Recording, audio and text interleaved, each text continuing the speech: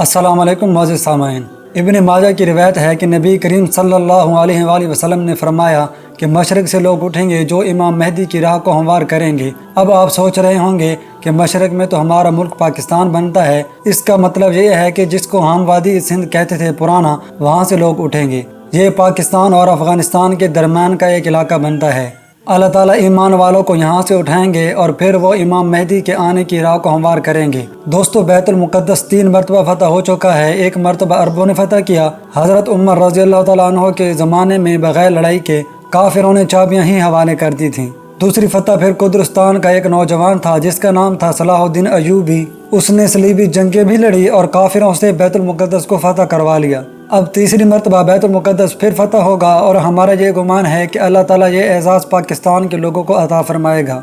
हदीस मुबारक में भी आया है कि इमाम मेहदी आएंगे और वो छुपे हुए होंगे, अपने आप को छुपाएंगे। पहले मदीना तैयबा में होंगे, मगर वहाँ से मक्का मुकरमा इसलिए आ जाएंगे कि लोग उन्हें पहचान ना पाएं। लेकिन जब मक्का मुकरमा में वो तवाफ़ कर रहे होंगे और जब वो हजर अस्वद के करीब आएंगे तो गैब से आवाज़ आएगी कि लोगों, ये इमाम मेहदी हैं, तुम इनकी बैत कर लो। तो लोग उनके साथ बैत कर लेंगे। फिर उनके साथ एक लश्कर शुरू हो जाएगा। ये लश्कर ऐसा होगा जिसने बिल आखिर बैतुल मुक़द्दस को फ़तह करना है। हदीस मुबारक में आया है कि काले झंडे ये लेकर लोग उठेंगे और वो उसको जाकर बैतुल मुक़द्दस के अंदर गाड़ेंगे, यानी इमाम मेहदी के हाथ पर अल्लाह ताला बैतुल मुक़द्दस को फ़तह करवाएंगे। अभी इमाम मेहदी मौजूद होंगे तो उनकी मौजूदगी में हज़रत ईसा अलैहिस्सलाम भी आ जाएंगे।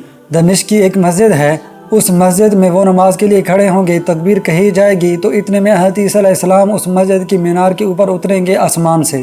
तो इमाम मेहदी उनको कहेंगे कि आप नमाज पढ़ें और वो इमाम मेहदी को कहेंगे कि आप नमाज पढ़ें, और फिर हज़रत ईसा अलैहिस्सलाम के हुक्म पर इमाम मेहदी नमाज पढ़ाएंगे। ये एजाज़ मिलेगा उनको कि हज़रत ईसा अलैहिस्सलाम उनके पीछे नमाज अदा करेंगे। अब हज़रत ईसा अलैहिस्सलाम नबी करीम सल्लल्लाहु अलैहि वसल्लम की शरीयत के मुताबिक यहाँ पर ज़िंदगी गुजारेंगे। ये उनके लिए भी एजाज़ है कि उन्होंने दुआ मांगी थी कि अल्लाह ताला मुझे अपने महबूब की उम्मत में होने का शर्फ अता फरमा। तो अल्लाह ताला ने उनको आसमान पे बुला लिया और फिर अल्लाह ताला उनको दोबारा भेजेंगे ताकि वो इस शर्फ को हासिल कर सकें। फिर हज़रत ईसा अलैहिस्सलाम बैतुल मुक़द्दस आएंगे तो इतने में दज्जाल भी आ जाएगा और दज्जाल पूरी दुनिया के अंदर कुफर को फैलाएगा।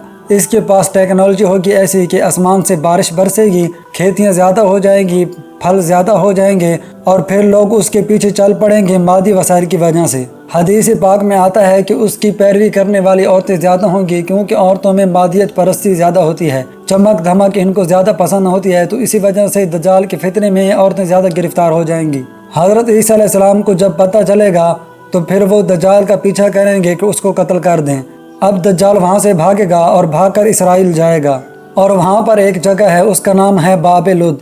इस वक्त भी इसराइल में एक एयरपोर्ट है, उसका नाम है लुद एयरपोर्ट, और शहर का नाम भी लुद है। और इसराइल वालों ने वहाँ पर एक दरवाज़ा बनाया है, उसके ऊपर उन्होंने बाकायदा लिखा है बाब लुद। 1400 साल पहले नबी करीम सल्लल्लाहु अलैहि वसल्लम ने फरमाया था कि इस जगह पर दज्जाल पहुँचेगा तो ईसा अलैहिस्सलाम उसको वहाँ पर कत्ल कर देंगे।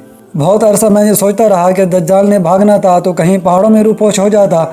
रशिया में पहाड़ हैं, दूसरे मुल्कों में पहाड़ हैं, पहाड़ी सिलसिले तो बहुत हैं पूरी दुनिया में, तो ये मकाम लुद का क्या मतलब है। बाद में बात समझ में आई कि जो लुद का एयरपोर्ट है वो स्पेस फोर्ट भी है, यानी वहाँ से जहाज़ भी उड़ते हैं और वहाँ से स्पेस क्राफ्ट भी उड़ के खला में जाते हैं।